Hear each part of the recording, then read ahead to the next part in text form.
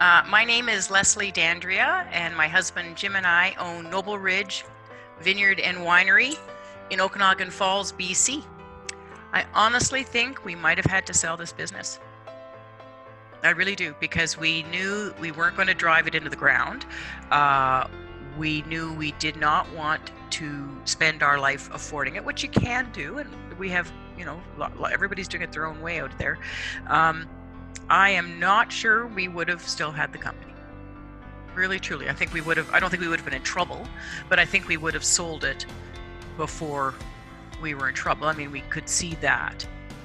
This was not going to be a vanity project. We wanted this to be a business. This was something that we wanted to prove you could make a business, make a beautiful wine.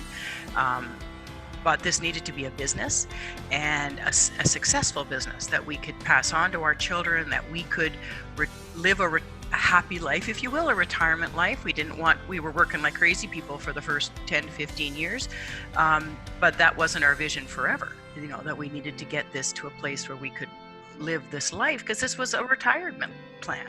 We were starting to worry specifically about cash flow. We had this dream, we were starting to accomplish certain things, but we could see from the numbers that if this continued in the direction it was going, we'd either have to support it ourselves or something had to change. I thought I understood numbers. I have a master's degree in admin, so I'm very comfortable with financials and all that good stuff. I love numbers. But this was a whole new world. And so he got very serious right away. And I understand, I think this is kind of his approach to all things, and man, I can only support it, which is you better understand your numbers, and you need to be absolutely clear about what your numbers are saying, and if they're and don't be afraid if they're not great. I mean, and then at the beginning, it was, wow, this is what I need to do. And I know one of my sales, I had zero experience with sales. So when Greg would say, well, what do you want to do? We'd say X, Y, Z. Okay, well then we need to do ABC with sales.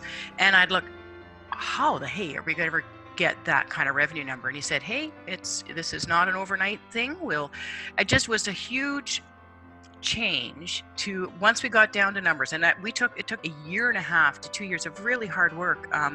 In the vineyard winery business, Greg and I approached it the first year as a business, looking at all the different things, and at the end of the year realized, nope, we're actually three businesses. That we are a farm that has cost of goods and inputs and outputs. We are a manufacturer, winery that produce, and then we are a retail tourism business, and each has their own cost of goods and all the other parameters,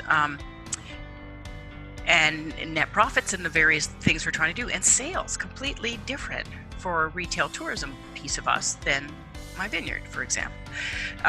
So we got to start again.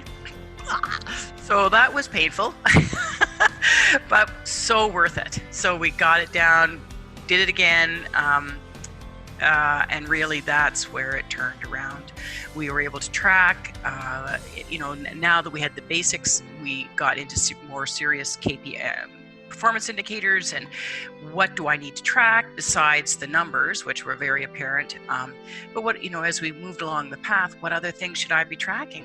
How will I know that my sales are improving, or my margins are going up, or my expenses are going down? So, and the one thought I was just going to say there before, another really important point that he said many times and was a learning piece for me: when you're worried about your numbers is the time when you should be on top of them. And we tend to be the opposite. I'm worried about my numbers. Oh my God, I don't want to look.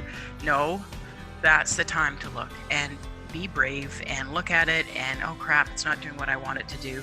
Okay, then what do we do about that? And I'm really proud to say we have completely turned around the business, in the sense that if we had kept going the way we were going, it was not going to happen.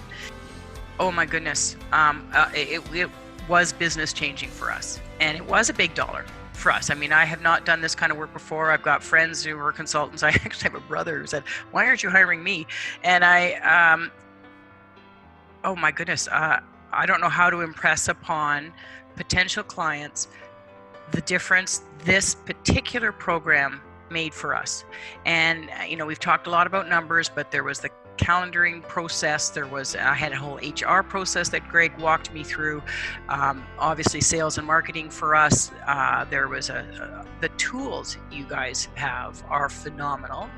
But I have to say to someone questioning this that take very seriously some of your, I'm going to call them taglines, but the notion of, yes, our goal is to have a profitable business, but to live the life you want to live. So that when you get your hands around this, now you get to carve out how you want to live. And so if you're working all the time right now and you'd like to have a bit more time, well, then you've got to figure out how to hire someone. So how do you hire someone? Well, you're going to have to increase your sales probably, or lower, whatever. I mean, it gives you all those tools to achieve what you want. Can't tell you the balance it's provided, and but you guys will make people work hard. They will work very hard at the beginning, but that's our call. I'm ready to work hard for a few years to get where I want to go. I think everybody running a business. Yeah, I mean, we still get our sleepless nights. Anybody who owns a business knows that's part of the game. But no, it's a very nice way to be living. We both are commenting. We both feel like we're actually living life. You know, I'm taking up line dancing now. I mean, it's really fun. I'm going to hold up my bottle again because you've taught me to do that. I would invite everyone to come to Noble Ridge. It's a beautiful part of the world. We really do. We believe in our product, but we really like seeing people and meeting people out here. So a big hug to Greg and to you, Dennis. I didn't get to know you as well as Greg, but really grateful. I would encourage people to consider this very seriously.